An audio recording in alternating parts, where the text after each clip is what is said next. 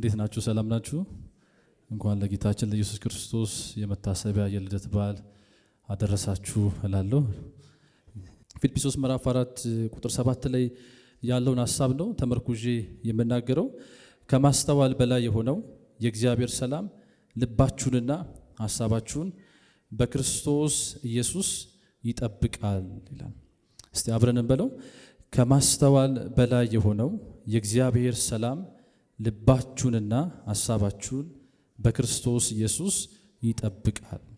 እንግዲህ ፊልጵስዩስ መጽሐፍን በማጠናበት ጊዜ ከዛ ውስጥ ከእግዚአብሔር ሰላም ጋር በተያያዘ ጥቂት ሐሳቦችን ላካፍላችሁ ወዳለሁ።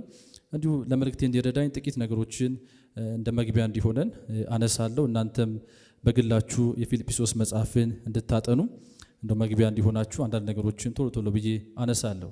የፊልጵስዩስ መጽሐፍ እንደምናውቀው ሁላችንም ሐዋርያው ጳውሎስ ከጢሞቴዎስ ጋር በመሆን በፊልጵስዩስ እንደዚሁም የወታደር ከተማ ትባላለች። ፊልጵስዩስ ብዙ ወታደሮች የሰፈሩባት ከተማ ላሉ አማኞች የጻፈው መልእክት ነው።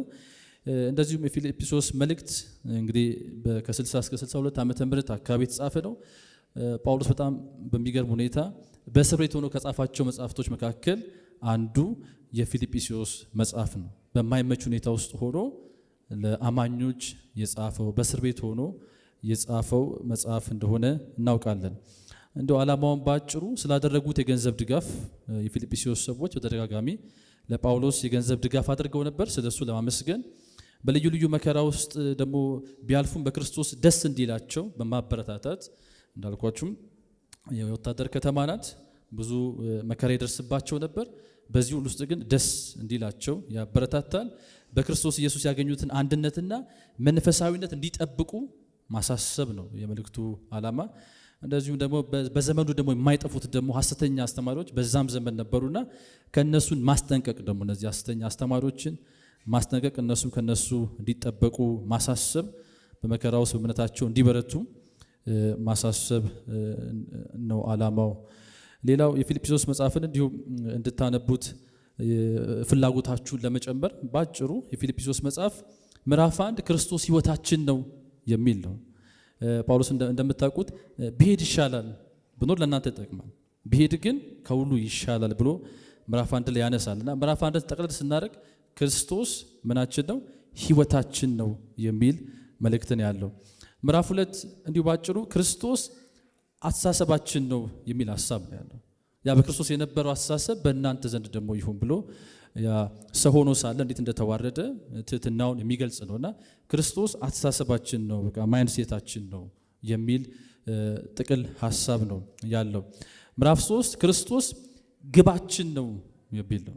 ሐዋርያው ጳውሎስ እንደምታስታውሱት ከኋላ ያለውን እየተወኩኝ ከፊት ያለውን ለመያዝ ምን አደርጋለሁ?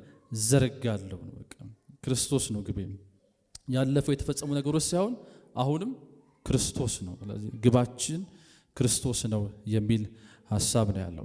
ዛሬ የማነሳው ምዕራፍ 4 ክርስቶስ ሰላማችን ወይም ኃይላችን ነው የሚል ሐሳብ ነው ያለው።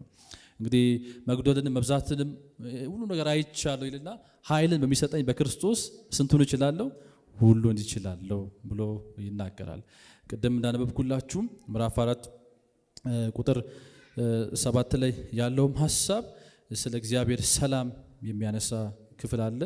እሱን ነው ጥቂት የማነሳው። የእግዚአብሔር ሰላም ይሙላብን በሚል ርዕስ ምዕራፍ 4 ከቁጥር 1 እስከ 9 ያለውን ሐሳብ ነው የማካፍላችሁ። የእግዚአብሔር ሰላም ይሙላብን። ጌታችን ኢየሱስ ክርስቶስ ወደዚህ ምድር ሥጋ ለብሶ የመጣበት አንዱ እና ዋነኛው ዓላማ እኛን በእግዚአብሔር ሰላም በኃጢአት ምክንያት ሰላም ያጣ ነው በክርስቶስ ኢየሱስ መወለድ ለዓለም ሰላም ለመስጠት እንደሆነ እንገነዘባለን። የእግዚአብሔር ሰላም ምንድን ነው የሚለውን እንዲሁ ጥቂት ነገር ላንሳ። እንግዲህ የእግዚአብሔር ሰላም ምንድን ነው? ወይም ኢርኔ ወይም ሻሎም የሚሉት እነዚህ ሁለት የብሉይ ኪዳንና የአዲስ ኪዳን ቃላቶች ናቸው። ይህ የእግዚአብሔር ሰላም ሙሉነትን፣ ስምምነትን፣ ውስጣዊ እረፍትን በምንም ነገር የማይነካ ማለት ነው። ውስጣዊ እረፍትን ለዚህ ደግሞ ከሰዎችም ያለን የግንኙነትን ደህንነት ያለበት ነው። ይህ የእግዚአብሔር ሰላም የሚለው አልኳችሁ ኢርኔ ወይም ደግሞ በብሉይ ኪዳን ሻሎም የሚለው ይሄ ሙሉነትን የሚያመለክት ስምምነትን ከእግዚአብሔርም ከሰውም ጋር ደግሞ አይነኬ የሆነ ውስጣዊ ሰላምን የሚያመለክት ነው። አንዲሁ በክፍሉ ላይ ስንመለከት ሐዋርያው ጳውሎስ በእስር ቤት ሆኖ ስለ እግዚአብሔር ሰላም ሲናገር ይሄ ሰላም ይላል ከማስተዋል ወይም ከአእምሮ ምንድነው በላይ ነው ብሎ ይነግራቸዋል። ታስሮ ነው ያለው፣ በማይመች ሁኔታ ውስጥ ነው ያለው። በውጭ ላሉት ግን ስለ እግዚአብሔር ሰላም ይመሰክርላቸዋል። እኔ አይቼዋለሁ፣ ቀምሼዋለሁ፣ እየኖርኩበት ነው። የእግዚአብሔር ሰላም ከማስተዋል ከአእምሮ በላይ ነው። ምን ማለት ነው? ከሰው አስተሳሰብ የዘለለ ነው ማለት የተሻገረ ነው ማለት ነው። የእግዚአብሔር ሰላም እንዲያ ነው የምንለው አይደለም። ከሰው አእምሮ የዘለለ የተሻገረ ነገር እንደሆነ ሐዋርያው ጳውሎስ ይነግራቸዋል። ሁኔታዎች ምክንያታዊ በሆኑ መንገድ ጭንቀትን ቢያስከትሉም ይሄ ሰላም ግን ሳይደፈርስ በእኛ ሕይወት ውስጥ ጸንቶ የሚቆይ እንደሆነ ሐዋርያው ጳውሎስ በእስር ቤት ሆኖ ይመሰክርላቸዋል። ምንም እንኳን በማይመች ሁኔታ ውስጥ ብኖር አሁንም ግን በዚህ ሰላም የተጠበቅኩ ነኝ እኔ፣ እናንተም ይሄ ሰላም ይብዛላችሁ፣ በዚህ ሰላም የተጠበቃችሁ ሁኑ እያለ በውጭ ላሉት ያሳስባቸዋል። ስለዚህ በአጭሩ የእግዚአብሔር ሰላም ከማስተዋል ከአእምሮ በላይ ነው። የእግዚአብሔር ስም የተባረከ ይሁን። ሁለተኛው የእግዚአብሔር ሰላም ጠባቂ ነው። እግዚአብሔር ሰላም ደግሞ ሐዋርያው ጳውሎስ ሲናገር ጠባቂ ነው ብሎ ይናገር። ምን ይጠብቃል ብለን ስንመለከት የእግዚአብሔር ሰላም ልብን ይጠብቃል። ልብ የሚለው ይሄ ስሜቶችን እግዚአብሔር ሰላም መቼስ ሰው በስሜት የተሞላ ይሄ የእግዚአብሔር ሰላም እነዚህ ስሜቶች ከመጠን በላይ እንዳይሄዱ ከመጠን በታችም እንዳይወርዱ አይደለ? ስሜት ከፍ ሲል ችግር ነው፣ ስሜት ዝቅ ሲል ችግር ነው። ስለዚህ ባላንስ እንዲሆን ስሜቶቻችን ባላንስ እንዲሆን ይሄ የእግዚአብሔር ሰላም ኢየሱስ ክርስቶስ ጌታ ነው። ሰው ስሜቱ ከፍ ሲል ዝቅ ሲል ይታመማል። እንዳይወጣ እንዳይወርድ የሚያደርግ ይሄ የእግዚአብሔር ሰላም ልብን ወይም ስሜቶችን ፍቅርን በክርስቶስ ኢየሱስ ይጠብቃል። ሌላው ሐሳብን ነው አይደለም? ልብን ይጠብቃል፣ ሐሳብን ይጠብቃል። ሐሳብ እግዚአብሔር ሰላም ሐሳቦችን የአእምሮ ሂደቶችን በክርስቶስ ይጠብቃል። መቼስ አእምሮአችን እንደምታውቁት ሁልጊዜ በስራ ላይ ነው፣ በሂደት ላይ ነው። ስለዚህ የአእምሮ ሂደቱን እንዳያቋርጥ አይደለ? የጀመረውን ሂደት እንዲጨርስ ይህ የእግዚአብሔር ሰላም አእምሮን ሁሉ ምን ያደርጋል? ይጠብቃል ይላል። ኢየሱስ ክርስቶስ ጌታ ነው። እስቲ የእግዚአብሔር ሰላም በሉ እስቲ፣ የእግዚአብሔር ሰላም በሉ እስቲ። ልብን በክርስቶስ ኢየሱስ ይጠብቃል። የእግዚአብሔር ሰላም ሐሳብን በክርስቶስ ኢየሱስ ይጠብቃል። እኔ ምስክር ነኝ። እግዚአብሔር ልቤን ሲጠብቅ አይቻለሁ። እግዚአብሔር ሐሳቤን ሲጠብቅ አይቻለሁ። አእምሮዬን ሲጠብቅ አይቻለሁ። ይሄ እግዚአብሔር ሰላም ልቤንና ሐሳቤን ባይጠብቅ ኖሮ አእምሮዬን ባይጠብቅ ኖሮ ዛሬ እናንተ ፊት እዚህ መቆም አልችልም ነበር። ዛሬ ለምን ቆምክ ብትሉ የእግዚአብሔር ሰላም ልቤን በክርስቶስ ኢየሱስ ስለጠበቀ። ዛሬ ለምን እንዴት ቆምክ ብትሉ የእግዚአብሔር ሰላም አእምሮዬን ስለጠበቀ እና ጳውሎስ የእግዚአብሔር ሰላም አእምሮን ይጠብቃል። የአእምሮ ሂደቶች እንዳይቋረጡ ወደ ግብ እንዲደርሱ ወደ ፍጻሜ እንዲደርሱ ይሄ የእግዚአብሔር ሰላም በክርስቶስ ኢየሱስ አእምሮን ሁሉ ይጠብቃል። ሰላም በሕይወታችን እንደ መለኮታዊ ጠባቂ ሆኖ ስሜቶቻችንን፣ ሐሳባችንን፣ ልባችንን፣ የአእምሮ ሂደቶቻችንን ወዘተ ሁሉ ይጠብቃል። ይህ ሰላም ከክርስቶስ ውጪ ፈጽሞ ምን አይልም አይገኝም። እዚህ ነው የሙጥኝ የምንለው። እሱን ወደ ውጪ ብንወጣ ሰላም የሚያደፈርስ ነው እንጂ ሰላምን የሚጠብቅ ከክርስቶስ ውጪ ሌላ ስለሌለ። ስለዚህ ይህ የእግዚአብሔር ሰላም ጠባቂ ነው። የእግዚአብሔር ሰላም ጠባቂ ነው። የእግዚአብሔር ሰላም ከአእምሮ ከማስተዋል የሚያልፍ ነው ብሎ ሐዋርያው ጳውሎስ ይነግረናል። እንዲሁ የእግዚአብሔር ሰላም ተወዳዳሪ የሌለው ነው። እንደምታውቁት መጽሐፍ እንደሚነግረን ሰላምን እተውላችኋለሁ፣ ሰላሜን እሰጣችኋለሁ፣ እኔ የምሰጣችሁ ዓለም እንደሚሰጠው አይደለም። ስለዚህ ልባችሁ አይታወክ፣ ደግሞ ምን አይበል አይፍራ። ለምን? እኔ የምሰጠው ሰላም ተወዳዳሪ የሌለው ነው ይላል። ወደ መልእክቴ ማጠቃለያ ስመጣ በእግዚአብሔር ሰላም ለመሞላት ምንድነው ከኛ የሚጠበቀው? ምን እንሁንኛ?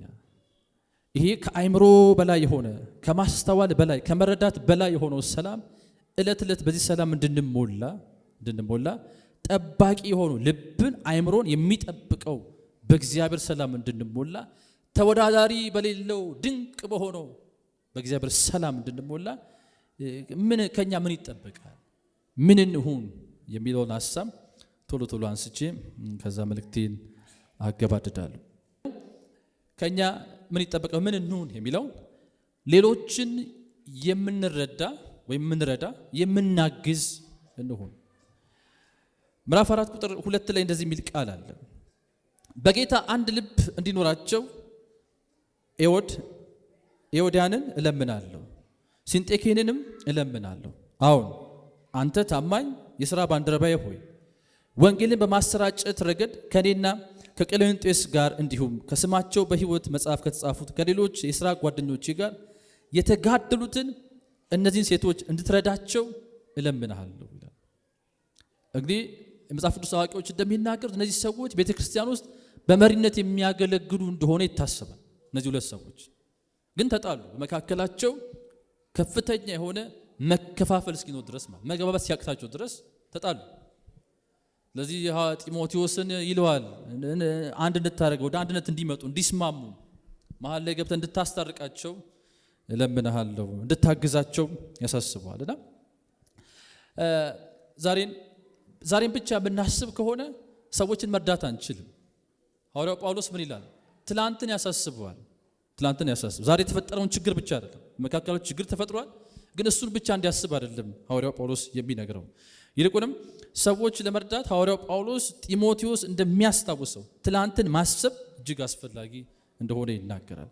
እንዳነበብኩላችሁ እነዚህ ሰዎች ዛሬ ተጣልተዋል፣ ዛሬ ተለያይተዋል፣ በምን እንደሆነ ባይታወቅም፣ ነገር ግን ትላንትና ግን ሐዋርያው ጳውሎስ ሲናገር ከሴቶች ጋር ትላንትና ከሌሎች ጋር ወንጌል በማሰራጨት ረገድ ከጳውሎስና ከሌሎች ጋር የተጋደሉ ናቸው እነዚህ ሰዎች።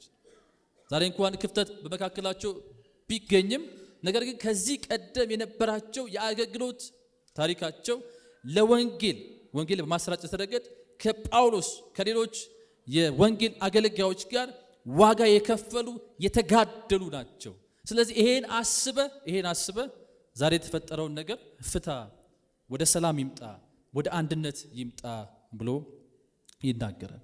በእግዚአብሔር ሰላም ለመሞላት ምን እንሁን? ሌሎችን የምንረዳ የምናግዝ እንሁን። ሌሎችን በመርዳት ውስጥ በማገዝ ውስጥ በእግዚአብሔር ሰላም መሞላት አለ። ማስታረቅ ውስጥ ሌሎችን በማስማማት ውስጥ በእግዚአብሔር ሰላም መሞላት አለ። ሁለተኛው ሁልጊዜ በጌታ ደስ የሚለን እንሁን ነው ሐዋርያው ጳውሎስ የሚለው። ሁልጊዜ በጌታ ደስ ይለን። ስለዚህ ጋር ምዕራፍ 4 ቁጥር 4 ላይ እንደምታውቁት ሐዋርያው ጳውሎስ በጌታ ደስ መሰኘት ትእዛዝ ነው፣ ያዘዘ ነው። ሁልጊዜ በጌታ ደስ ይበላችሁ ትእዛዝ ነው ያዘዛቸው ያለው የፊልጵስዩስ ሰዎችን። እሱ በእስር ቤት ሆኖ በጌታ ደስ ከተሰኘ በውጭ ያሉትማ እንዴታ። ስለዚህ ያዛቸዋል፣ እኔ በጌታ ደስ፣ ስለዚህ እናንተ ይበልጥ ደስ ልትሰኙ ይገባል ብሎ ያዛቸዋል። እና ይህንንም አጽንኦት ሲሰጥ ደግሞ ይደግመዋል አይደል? ሐዋርያው ጳውሎስ ይህንን ትእዛዙን አጽንኦት ለመስጠት ሲደግመው እንመለከታለን። ስለዚህ በጌታ ደስ መሰኘት ከሁኔታ ጋር እስር ቤት ፈጽሞ ያልተያዘ በጌታ ላይ ብቻ የሆነ ነው። ምክንያቱም ከሁኔታ ጋር የተያዘ ቢሆን ኖሮ ሐዋርያው ጳውሎስ በዛ ሁኔታ ውስጥ ሆኖ ደስ ሊሰኝ አይገባም ነበር። ነገር ግን በጌታ ደስ መሰኘት ከሁኔታ ያለፈ ነው፣ ከሁኔታ ጋር ያልተያዘ ነው ማለት ነው። ለሁሉ ጊዜ በጌታ ደስ የሚለን እንሁን፣ በእግዚአብሔር ሰላም እንድንሞላ። ከማጉረምረም እንውጣ ወገኖች፣ ከማጉረምረም እንውጣ። በማለዳ በሱ ደስ ይበለን፣ በቀትር በሱ ደስ ይበለን፣ በምሽት በሱ ደስ ይበለን። የዛን ጊዜ ህይወታችን፣ ቤታችን፣ ጓዳችን፣ ኑሯችን ሁሉ በእግዚአብሔር ሰላም የተሞላ ይሆናል። ስናጉረመርም ግን ወገኖች ይሄ ሰላም ከኛ የራቀ ይመጣል። ስለዚህ ሁሉ ጊዜ በሱ ደስ እንድንሰኝ እግዚአብሔር ጸጋውን ያብዛልን። ሌላው ሶስተኛው ገሮች እንሁን ነው። ገርነታችሁ በሰው ሁሉ ዘንድ የታወቀ ይሁን። ስለዚህ ገርነት ፍትሃዊነት ገሮች እንሁን ሲል ፍትሃዊ እንሁን፣ ፍትሃዊነት እንላበት፣ ቸርነት የተሞላበት ትዕግስት፣ መልካምነት፣ በጎነት፣ ቸርነት የተሞላበት ትዕግስተኞች እንሁን፣ ገሮች እንሁን ሲል ማለት ነው። እና ይሄ ኢፒኪያስ የሚለው ማለት ነው። እና ቸርነት የተሞላበት ትዕግስት እና ትህትና ያለበት ማለት ነውና ግን ይሄ ደግሞ ፍትሃዊነት፣ ይሄ ቸርነት የተሞላበት ትዕግስት፣ ትህትና ደግሞ የታወቀ ይሁን፣ የተደበቀ ይሁን፣ የተሰወረ የተሸሸገ ይሁን፣ የታወቀ የተገለጠ ይሁን ብሎ ሐዋርያው ጳውሎስ ይላል። ስለዚህ በዚህ ገርነት ውስጥ የእግዚአብሔር ሰላም በህይወታችን ላይ በቤታችን ላይ ይፈሳል ማለት ነው። ስለዚህ ገሮች እንሁን ወገኖች፣ ፍትሃዊ እንሁን፣ ቸሮች እንሁን፣ ትዕግስት እንላበስ፣ ትሑታን እንሁን። ሌላ ሐዋርያው ጳውሎስ የሚናገረው በእግዚአብሔር ሰላም እንድንሞላ የጌታን ቅርብነት የተረዳን እንሁን። ጌታ ቅርብ ነው ብሎ ይናገራል። ሁለት መልእክት ነው ያለው። የጌታ ቅርብ ነው። አንደኛው የክርስቶስ ኢየሱስ መገኘትን የሚያመለክት ነው። ጌታ ቅርብ ነው ሲል የክርስቶስ መገኘትን ከስትንፋስ ይልቅ ቅርብ የሆነው የእግዚአብሔር መገኘት ከኛ ጋር እንደሆነ የሚያመለክት ነው። የክርስቶስን ደግሞ በቅርብ መመለስ ደግሞ የሚያመለክት ነው። ጌታ ቅርብ ነው ሲል ከኛ ጋር ያለው አብሮን ያለው የሚል ነው። ጌታ ቅርብ ነው ሲል ደግሞ በቅርቡ ደግሞ ምን ይላል? ይመጣል። ለዚህ ነው እነዛ ሰዎች ትዝ ይላል ሐዋርያት በደመና ሲነጠቅ አንገታቸውን አሻቅበው ቀና ብሎ ዳመና ከነሱ ሰብሮ ቆመው እዛ አይደል? መልአኩ መጥቶ ምን አላቸው? እንዲሁ ሲሄድ አያችሁት፣ ተመልሶ ምን ያደርጋል? ይመጣል ብሎ የተስፋን ቃል ሰጣቸው። ከዛም ከቆሙበት ቦታ ተነስተው ሲሰማሩም እንመለከታለን። ስለዚህ የጌታን ቅርብነት የተረዳን ስንሆን የእግዚአብሔር ሰላም እኛን ይቆጣጠረናል። እግዚአብሔር ከኛ ጋር እንደሆነ ስናስብ ደግሞ የሚወደድ የናዝሬቱ ኢየሱስ ክርስቶስ ደግሞ እንደሚመጣ ስናስብ ወገኖች ህይወታችን በእግዚአብሔር ሰላም ይሞላል። ነገር ግን ሰው የእግዚአብሔርን ቅርብነት፣ የእግዚአብሔርን አብሮነት፣ የእግዚአብሔርን ህልውና ሲዘነጋ ወገኖች ከእግዚአብሔር ሰላም ይልቅ ሁከት ይከበናል ማለት ሁከት ይከበናል። ለዚህም የእግዚአብሔር ልጅ ኢየሱስ ክርስቶስ ዳግም ምጽአት ስንረሳ ከዚህ ሰላም እየወጣን እንሄዳለንና እግዚአብሔር እነዚህ ነገሮች እንድናስብ ይርዳን። እና አራተኛው የጌታን ቅርብነት የተረዳን እንሁን ነው፣ በእግዚአብሔር ሰላም እንድንሞላ። ሌላው ቶሎ ብዬ የማነሳው የጸሎት ሰው እንሁን ነው። ምዕራፍ 4 ቁጥር 6 ላይ እንደምታዩት ጸሎት ለነገር ሁሉ ይላል፣ ለማንኛውም ነገር መፍትሄ የሆነ መንፈሳዊ ሀብታችን መሳሪያችን እንደሆነ ሐዋርያው ጳውሎስ ይናገራል። ሁሉ ይላል ደግሞ ለማንኛውም ነገር እዚሁ ክፍል ላይ ሁለቱን ቃላቶች ይጠቀማል። መፍትሄ የሆነ መንፈሳዊ ሀብታችንና መሳሪያችን ነው። ስለዚህ ስንጸልይ በእግዚአብሔር ሰላም እንሞላለን። የእግዚአብሔር ሰላም ያጥለቀልቀናል። የእግዚአብሔር ሰላም ይፈስብናል። እዚሁ ክፍል ላይ እንደሚናገረው ጸሎት ለጭንቀቶቻችን ፍቱን መድኃኒት እንደሆነ ይናገራል። የሚያስጨንቃችሁን ሁሉ በእሱ ላይ በሉት ጣሉት። አንዱ ሰላም የሚነሳን ጭንቀቶች ናቸው አይደል? የተለያዩ ነገሮች። ስለዚህ ስንጸልይ እነዛ ነገሮች በሱ ላይ እንጥላለን። ውጤታማ ጸሎት በዚህ ክፍል ላይ እንደምናየው ምልጃን፣ ምስጋናን፣ ልመናን ወዘተ የያዘ እንደሆነ እንመለከታለን። ጸሎት በእግዚአብሔር ሰላም የምንሞላበት የሁል ጊዜ መንፈሳዊ ልምዳችን ነው። ስለበተቻለ መጠን ጌታ በረዳ መጠን ሳንጸልይ ላለመውጣት፣ ላለመግባት፣ ላለመተኛት ጥረት ማድረግ ያስፈልጋል። ስንጸልይ የእግዚአብሔር ሰላም ስለምንሞላ ማለት ነው። ሌላው ሰባተኛው የምናስብ እንሁን። ይህን ተናግሬ ጨርሳለሁ። በተለይ እዚህ ማተኮር እፈልጋለሁ። በእግዚአብሔር ሰላም እንድንሞላ ሐዋርያው ጳውሎስ የምናስብ እንሁን ብሎ ይናገራል። ምን የምናስብ እንሁን በዚህ ሰላም እንድንሞላ? ጌታችን ኢየሱስ ክርስቶስ የባሪያን መልክ ይዞ ሰው ሆኖ ወደዚህ ምድር መጥቶ የተወለደው እኛ በእግዚአብሔር ሰላም እንድንሞላ፣ እግዚአብሔር ሰላም እንድንሞላ፣ የሰላም ሰዎች እንድንሆን፣ የሰላም አምባሳደሮች እንድንሆን፣ ሰላም አግኝተን ሰዎችን ለሰላም ምንጋብዝ እንድንሆን ማለት አይደለ? በሰላማችን ሌሎችን የምናስቀና የምንስብ እንድንሆን ነው። እሱ የዛሬ 2000 ዓመት ወደ ምድር ስጋ ለብሶ የወረደው ማለት ነው። ስለዚህ በዚህ ሰላም እንድንሞላ የምንናስብ የሚለውን ቶሎ ብዬ ላንሳ። የመጀመሪያው ፊልጵስዩስ 4:8 ላይ እንደሚናገር እውነት የሆነውን ሁሉ ይላል አይደለ? ሐዋርያ ጳውሎስ እውነት የሆነውን ሁሉ እናስብ ብሎ ይናገራል። አልቴ ከእውነተኛ ትክክለኛ በላይ ማለት ነው። ከእውነታው ትክክለኝነት በላይ ከእግዚአብሔር ባህሪ ጋር የሚስማማ እውነት ነው ይሄ አልቴ የሚባለው። ይሄ አልቴ እንደዚሁም ማታለልን፣ የሐሰት አስተምሮን፣ ልምምድን፣ የተዛባ አስተሳሰብን፣ አመለካከትን መቃወም ማለት ነው። ሐዋርያው ጳውሎስ እውነት የሆነውን እናስብ ሲል ማታለልን እንቃወም፣ የሐሰት አስተምሮን እንቃወም፣ እንጸየፍ፣ የተዛቡ አስተሳሰቦችን፣ ልክ ያልሆኑ አፍራሽ የሆኑ ገንቢ ያልሆኑ ነገሮችን ምን እንበል እንቃወም። ይሄ ነው እውነት የሆነውን ማሰብ ማለት። አልቴ ማለት እነዚህን ከእግዚአብሔር እውነት ተቃራኒ የሆኑ ነገሮችን መቃወም እንደሆነ። ስለዚህ ጌታችን ኢየሱስ ክርስቶስ ሰው ሆኖ ወደዚህ ምድር የመጣው በዚህ ህይወት እንድንኖር እንድንመላለስ ነው። ሌላው ክቡር የሆነውን ሁሉ እናስብ ብሎ ይናገራል። ሲማና በአንደኛ ጢሞቴዎስ 3:8 ላይ ሲማና የሚለው ቃል ወይም ቃል ኪዳንን ከማክበር ጋር የተያዘ ነው። ክቡር የሆነውን እናስብ ሲል ቃል ኪዳንን ወይም ቃልን ከማክበር ጋር የተያዘ ነው። ያለ አግባብ የሚገኝን ጥቅም ከመጸየፍ ጋር የተጠቀሰ ቃል ነው። ያለ አግባብ የሚገኝን ጥቅም ከመጸየፍ ጋር፣ የዚህ ዓለምን ርኩሰት ከመናቅ ጋር፣ እንደዚሁም የእምነትን ጥልቅ ምስጢር ከመጠበቅ ጋር ተብራርቶ የተቀመጠ ነው። ሲማና የሚለው ማለት ነው። የእምነትን ጥልቅ ምስጢር ከመጠበቅ ጋር ተብራርቶ የተቀመጠ ነው ማለት ነው። ስለዚህ ሐዋርያው ጳውሎስ በእግዚአብሔር ሰላም እንድንሞላ እናስብ ይላል። እውነት የሆነውን እናስብ፣ ክቡር የሆነውን እናስብ። ጌታችን ኢየሱስ ክርስቶስ ስጋ ለብሶ የተወለደው እኛ እንዲህ አይነት ህይወት እንድንኖር ነው። እንዲህ አይነት ህይወት እንድንኖር ነው። ሌላው ሐዋርያው ጳውሎስ ትክክል የሆነውን ሁሉ እናስብ ደግሞ ይላል። ትክክል የሆነውን እናስብ ኒካያ ትክክል የሆነውን ከእግዚአብሔር የሞራል ስርዓትና ፍትሃዊነት ጋር መስማማት። ትክክል የሆነውን ማሰብ ማለት ከእግዚአብሔር የሞራል ስርዓት እንደዚሁም ደግሞ ፍትሃዊነት ጋር መስማማት፣ እንደዚህ ማህበራዊ ፍትህን፣ ታማኝነትን፣ ስነ ምግባራዊ ትክክለኝነትን ሁሉ የሚያካትት ጥልቅ ምስጢር እንደሆነ እንመለከታለን። ትክክል የሆነውን ሁሉ እናስብ፣ ንጹህ የሆነውን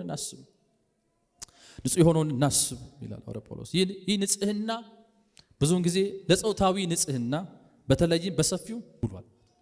ንጹህ የሆነውን እናስብ፣ ንጹህ እንሁን፣ ለትዳር አጋሮቻችን ታማኝ እንሁን፣ ከትዳር አጋሮቻችን ውጪ ሌላ አንመልከት። ያለገባንም እስክናገባ ድረስ ንጽህናችንን ጠብቀን እንሂድ። ንጹህ የሆነውን ለማሰብ ነው።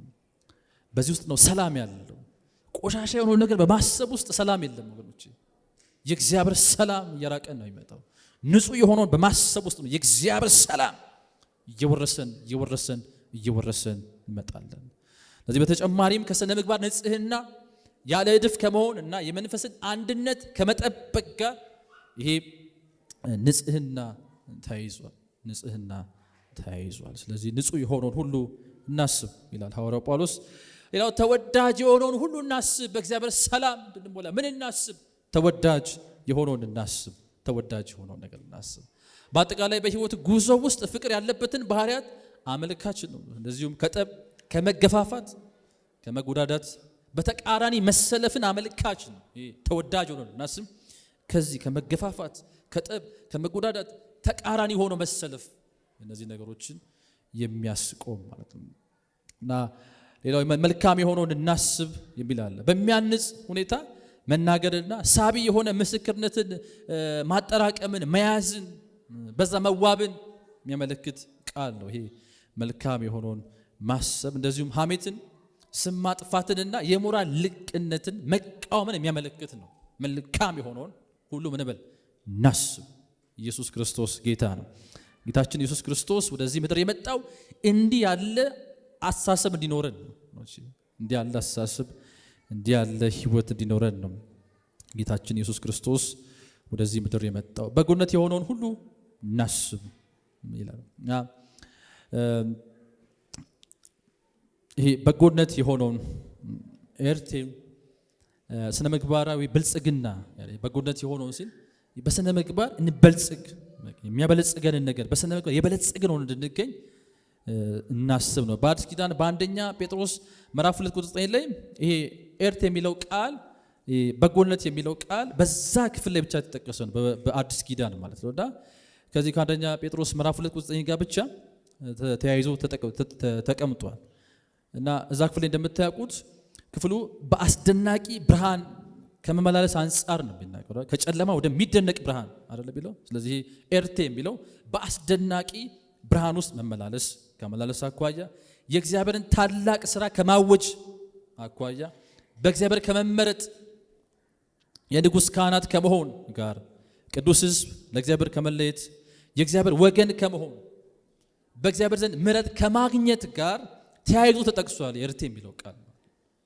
ድሮ ወገን አልነበራችሁም፣ አሁን የእግዚአብሔር ወገን ሆናችኋል፣ ምሕረት ያገኛችኋል፣ አሁን ግን ምሕረት አግኝታችኋል እያለ በዛ ክፍል ላይ ጸሐፊው ይናገራል። ስለዚህ በጎነት የሆነውን ሁሉ አስቡ ሲል የእግዚአብሔር ምሕረት ቅድም በዝማሬ ሲዘምር ሰምታችሁ እንደሆነ ያ ይበዛልን ምሕረት ስናስብ በእግዚአብሔር ሰላም እንሞላለን። የእግዚአብሔር ወገን መሆናችንን ስናስብ የእግዚአብሔር ልጅ መሆናችንን ስናስብ በእግዚአብሔር ሰላም እንሞላለን። ወገኖች ለእግዚአብሔር መለየታችንን ስናስብ ለእግዚአብሔር መመረጣችንን ስናስብ ኢየሱስ ክርስቶስ ጌታ ነው። በእግዚአብሔር ሰላም እንሞላለን። በብርሃን ውስጥ መሆናችንን ስናስብ ከጨለማ መውጣታችንን ማምለጣችንን ስናስብ የንጉሥ ካህናት መሆናችንን ስናስብ የምስራቹን አብሳሪዎች አዋጆች መሆናችንን ስናስብ በእግዚአብሔር ሰላም እንሞላለን። ምስጋና የሆነውን ሁሉ እናስብ። በተለይ ለእኛ ጭብጨባና ሙገሳ የሚያስገኝልንን ሳይሆን እግዚአብሔርን የሚያከብር እንደዚሁም በባህል ልምምድና አመለካከት ሳይሆን በእግዚአብሔር ቃል መለኪያነት አጽዳቂነት የሚመዘን ምስጋና የሆነውን ሁሉ እናስብ ይላል ሐዋርያው ጳውሎስ ማለት ነው። ስለዚህ መልእክቴን ሳጠቃልል ሌሎችን የምንረዳ በጌታ ሁል ጊዜ ደስ የሚለን ገር የጸሎት ሰው እውነት፣ ክቡር፣ ትክክል፣ ንጹህ፣ ተወዳጅ፣ መልካም እና በጎ ምስጋና የሆነውን ሁሉ የምናስብ ስንሆን የሰላም አምላክ ከኛ ጋር ይሆናል ማለት ነው። አሜን ነው።